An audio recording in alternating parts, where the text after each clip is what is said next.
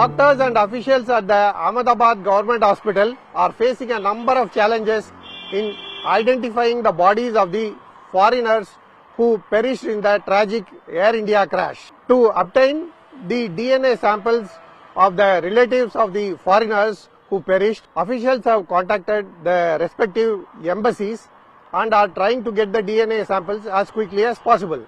However, this is a very complex exercise according to the officials involved in this hectic work.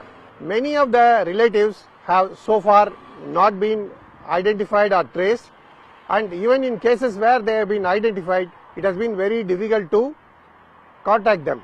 After contacting them, either they have to travel to Ahmedabad or the relatives have to send their DNA samples from their respective country. Only then the identification and matching can be done. Therefore, officials feel that identification of the bodies of the foreigners will be probably the last to take place. The bodies of the crash victims have been burnt beyond recognition, and it is impossible to identify them through any of the physical attributes, according to the doctors who are doing the postmortem, DNA testing, matching, etc. Out of the 230 passengers on board the ill-fated Boeing Dreamliner 787, 53 were from Britain. Out of them, one miraculously survived.